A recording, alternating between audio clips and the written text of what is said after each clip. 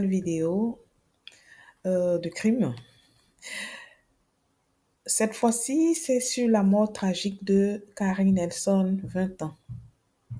Et c'était le 20 mai 2001, un dimanche. Carrie Nelson, 20 ans, travaillait au parc d'État de Blue Mounds, dans le comté de Rock, au sud-ouest du Minnesota, aux États-Unis. Elle avait étudié dans le Dakota du Sud, mais travaillait à temps partiel au parc depuis 2 ans. Elle y était travailleuse saisonnière. Son rôle principal consistait à travailler au poste de contact situé à l'entrée du parc. Elle devait accueillir les visiteurs et leur vendre des permis de camping et des permis de véhicule. Carrie aimait travailler là-bas car c'était un rôle actif qui lui permettait de rentrer en contact et de rencontrer beaucoup de gens différents. Au parc d'État de Blue Mounds, il y avait un camping, des sites d'escalade, un centre d'interprétation, une résidence et un point de contact. Le 20 mai, Carrie travaillait de 8 h à 15 h 30. Seule une autre employée travaillait avec elle ce jour-là, Rebecca White, animatrice du centre d'interprétation. Mais comme ce jour n'était que son deuxième jour de travail au parc, Carrie a passé la majeure partie de la journée à lui faire visiter les lieux. Le père de Rebecca, Richard White, était le directeur du parc d'État de Blue Mounds et ce jour-là, il était chez lui avec sa femme. Il vivait dans la résidence située sur le terrain du parc. À 12 h 45, Rebecca quitta le poste de contact et prit le véhicule du parc pour se rendre au centre d'interprétation. Carrie était seule au poste de contact lorsque Rebecca partit. Le centre d'interprétation se trouvait de l'autre côté du parc. Rebecca avait terminé sa visite au centre d'interprétation peu avant 14 h et elle rentra chez elle se changer. Il pleuvait ce jour-là et elle voulait se changer. Rebecca vivait avec ses parents dans la résidence du parc. Rebecca est retournée au poste de secours peu après 14 h 30. Elle est entrée par l'entrée de service et a vu Carrie allongée sur le sol. Elle a vu du sang sur l'oreille de Carrie, ce qui semblait indiquer qu'elle avait été agressée. Au même moment, Rebecca a entendu quelqu'un entrer par la porte d'entrée. Elle est donc sortie en courant par la porte du service, a traversé la maison et a prévenu ses parents que quelque chose était arrivé à Carrie. Sa mère a appelé les secours et Richard a couru au poste de secours. Il a pris le pouls de Carrie et a constaté qu'elle était morte. Il a appelé les secours, a verrouillé la porte d'entrée, a fermé le panneau ouvert et a baissé les stores. La personne qui était entrée par la porte d'entrée était une visiteuse du parc et cherchait à acheter un permis. En entrant, elle vit un combiné de télécopieurs suspendu à son cordon. En s'approchant du comptoir, elle aperçut Carrie allongée par terre derrière. Elle quitta le poste et appela le 911. 3 appels au 911 ont été passés ce jour-là depuis le parc. Le premier appel provenait de Rhonda, l'épouse de Richard, à 14 h 44. Le deuxième appel provenant de Richard et le troisième d'un visiteur du parc. À 15 h 30, le petit ami de Karine, Mike Kellen, l'appela. Il savait qu'elle devait quitter le travail à cette heure-là. Il assistait à une veillée funèbre à Windham. Karine ne répondit pas. Alors, il appela le bureau, mais personne ne répondit. Mike ne le savait pas encore, mais Carrie était déjà morte. La police est arrivée au parc quelques minutes après les appels au 911. 2 sacs bancaires gris avaient disparu du poste de contact, ainsi que l'argent liquide du coffre-fort, soit environ $2000. Une bagarre semblait avoir eu lieu à l'intérieur du poste, car des papiers étaient éparpillés à l'arrière et le récepteur du fax pendait à son cordon. Il y avait du sang sur le sol, le plafond et le comptoir du bureau. L'accoudoir d'une chaise était cassé et des morceaux de plastique de la chaise jonchaient sur le sol du bureau. Un morceau de pierre gravée des Blue Mounds gisait sur le sol à côté des carrés. Cette pierre gravée était conservée dans le bureau, mais la police n'a pas pu retrouver le reste. Un paquet de cigarettes d'Orelsan et une montre bracelet de range cassée ont été retrouvés sur le sol à côté du corps de Carrie. La police a interrogé toutes les personnes présentes au parc ce jour-là. Un couple campant a déclaré avoir aperçu Carrie devant le poste de contact à 13h30 cet après-midi-là. Un campeur a aperçu Carrie à l'intérieur du poste de contact à 13h52, alors qu'ils allaient lui acheter un permis. La police a trouvé une lettre que Carrie avait écrite à son petit ami. Elle y avait inscrit la date et l'heure. Il était 14h. La police pense qu'elle a été agressée entre 14h et 14h30, à quelques minutes près. Le couple campant au parc a déclaré avoir vu une Oldsmobile au Monte Carlo deux portes, une grosse voiture blanche avec un toit vinyle marron, passer devant le camping peu avant 14h30 et elle roulait à vive allure. La mort de Carrie a été qualifiée d'homicide. L'autopsie a déterminé que la cause du décès était due à un traumatisme contondant et qu'elle présentait de multiples blessures traumatiques à la tête. Carrie avait reçu au moins 5 coups à la tête, mais le pathologiste estime que le nombre de coups reçus était peut-être plus élevé. Le pathologiste a déterminé que les coups portés à la tête de Carrie avaient été portés avec une grande force. Une pierre plate et rougeâtre gravée d'un buffet de l'inscription Blue Mountain State Park manquait au poste de contact. Elle a été retrouvée plus tard dans un ruisseau. Le pathologiste a déterminé que cette pierre était probablement celle qui a servi à infliger les blessures à la tête de Carrie. Un morceau de cette pierre a été retrouvé du côté du corps de Carrie dans le bureau. La police a obtenu des échantillons d'ADN au poste de police. Toutes les taches de sang correspondaient à l'ADN de Carrie. 5 mélanges d'ADN, des profils contenant l'ADN de 3 individus ou plus, étaient présents sur la montre bracelet brisée retrouvée près du corps de Carrie.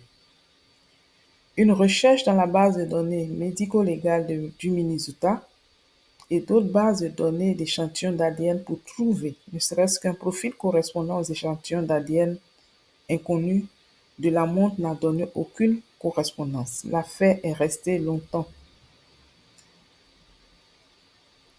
Et quelques années plus tard, les techniques d'ADN ont fait leur apparition. Et avec cette amélioration, il y a eu un ADN qui a été retrouvé sur la montre. Et l'État du Dakota du Sud une correspondance possible avec Randy Lee Royal Swaney. Randy était alors en prison dans le Dakota du Sud et la police a obtenu un nouvel échantillon d'ADN. Il a été confirmé qu'il ne pouvait pas être exclu comme contributeur au mélange d'ADN retrouvé sur la montre. Des recherches plus poussées ont révélé que son épouse Dan Sweeney pourrait également avoir contribué à certains mélanges d'ADN présents sur la montre.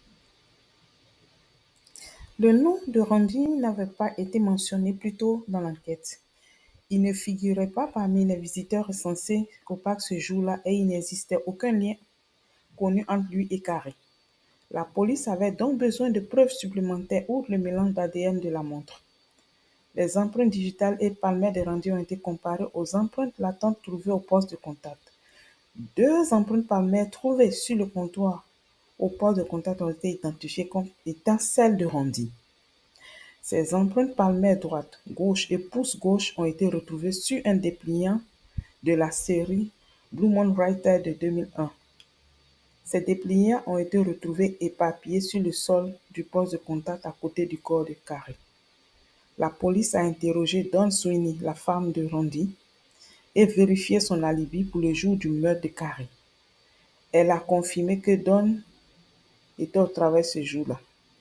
Elle espérait néanmoins qu'elle l'aiderait dans son enquête. Elle a autorisé la police à perquisitionner Un grand garde-meuble qu'elle louait et a trouvé des photos de familles qui ont contribué à l'enquête. Randy figurait sur certaines photos portant une montre bracelet de ranger et fumant des Dora Light 100. D'autres photos le montraient au volant d'une Oldsmobile Delta 88 de 1984, couleur crème avec une capote en vinyle marron. Après avoir été interrogé par la police, Dawn a parlé à Randy au téléphone de la prison. L'appel a été enregistré. Elle lui a demandé s'il était impliqué dans le meurtre de Carrie et a mentionné un incident en mai 2001 où la voiture avait été endommagée. Il a répondu à sa femme Dawn qu'il n'était pas impliqué et qu'il n'était jamais allé au parc d'État de Bluemont. En 2007, un grand jury a inculpé Randy de 7 chefs de meurtre. L'acte d'accusation comprenait 3 chefs de meurtre au premier degré et 4 chefs de meurtre au second degré. Randy Sweeney, le suspect, a plaidé non coupable. L'accusation soutient que Carrie a été tuée par Randy Sweeney lors d'un cambriolage au bureau du parc. L'accusation pense que le poste de contact était vide ce jour-là lorsqu'il est entré et a pris l'argent de la caisse. Et elle pense aussi que Carrie l'a confronté et il l'a frappé à la tête, probablement au nez, avant de la traîner dans l'arrière-boutique pour qu'elle ouvre le coffre-fort. Pendant qu'il la traînait, l'accusation pense qu'il lui a exercé une pression sur le cou et que son haut et son collier ont servi de lien. Dès que Randy Sweeney a récupéré l'argent du coffre-fort, il a frappé Carrie à plusieurs reprises à la tête avec la pierre gravée afin qu'elle ne puisse pas l'identifier. L'accusation a cité des témoins qui ont témoigné au sujet des traces d'ADN et d'empreintes digitales trouvées au poste de contact. L'une des employées du parc a témoigné avoir exposé les dépliants de la série Blue Moonwriter de 2001 dans le bureau 4 jours seulement avant le meurtre de Carrie. Les membres de la famille de Randy Sweeney ont témoigné qu'il fumait des paquets de Dora Light 100, portant souvent une montre bracelet et possédait une Oldsmobile Delta 88 de 1984 en 2001. Revenons sur la montre de Randy Sweeney. Le jury a entendu 2 détenus. L'un a témoigné que Randy connaissait le parc d'État de Bluemont et savait que sa montre avait été laissée sur les lieux du meurtre de Carrie. Le second a déclaré qu'après avoir été interrogé par la police au sujet du meurtre de Carrie, Randy lui avait dit « Ils m'ont eu 7 fois et je vais faire de la prison à vie ».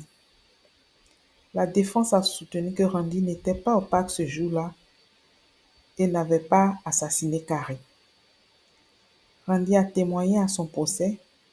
Il a déclaré que ce jour-là, le 20 mai 2001, il conduisait l'Oldsmobile, mais qu'il s'était rendu à Vermilion, dans le Dakota du Sud.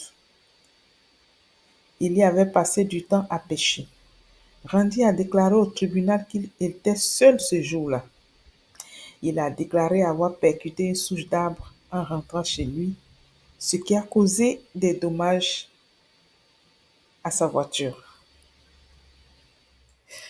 Bien que Randy ait initialement affirmé n'avoir jamais été au parc d'État de Bluemont, c'est la témoin qui s'était peut-être rendu au poste de contact à un moment donné pour se renseigner sur les tarifs du camping. Il a toutefois affirmé ne pas y être allé en mai 2001. L'accusation lui a demandé d'expliquer comment ses empreintes digitales et palmaires avaient été retrouvées sur un dépliant de la série Blue Moonwriter Series en mai 2001, s'il n'y était pas allé. Le tribunal avait déjà entendu le témoignage d'une employée du parc qui avait déclaré n'avoir distribué ses dépliants que 4 jours seulement avant le meurtre de Carrie. Randy n'a pas pu fournir d'explication. La défense a soutenu que les détenus mentaient. Ils ont exposé au tribunal et présenté des preuves concertant des incohérences dans le récit de l'un des détenus, le qualifiant de rat de prison. Le compagnon de celui du deuxième détenu, qui avait témoigné à charge, a été cité à comparaître à la défense. Et il a affirmé que Randy n'avait pas dit «ils m'ont eu cette fois-ci», ni «je vais faire de la prison à vie», après avoir été interrogé par la police. La défense a soutenu qu'un autre homme pourrait être responsable du meurtre de Carrie. Elle a présenté d'autres preuves concernant Anthony Flowers. Anthony s'est évadé d'une prison du Dakota du Sud et a été en cavale du 1er mai 2001 au 1er juin 2001. Un détenu, Stephen Layton, a témoigné au procès de Randy qu'Anthony leur avait confié avoir assassiné Carrie et qu'il était présent ce jour-là avec une femme. Mais l'accusation pensait qu'Anthony souhaitait être tenu responsable du meurtre afin d'éviter son transfert dans une autre prison. Le jury a délibéré pendant 6 heures. Il a déclaré Randy coupable de 3 chefs de meurtre au premier degré et de 4 chefs de meurtre au deuxième degré. Il a été condamné à la prison à vie sans possibilité de libération. Lors de l'audience de détermination de la peine, Randy s'est adressé à la famille de Carrie et leur a affirmé son innocence. Il leur a affirmé qu'il y avait toujours un meurtrier dans la nature. Ah ouais, tu parles. C'est toi le meurtrier. Tu as été pris, l'ADN a parlé. Tu vas croupir en prison jusqu'à la fin de tes jours, bien sûr. Bon, ainsi, pour fin cette histoire, elle est un peu plus longue parce que vraiment, c'est une histoire avec beaucoup de dénouements et puis souvent, les cold cases, ça prend du temps. Donc, voilà. En tout cas, à bientôt pour une autre histoire de crime. C'est déplorable, mais bon, on vit dans un monde de cinglés.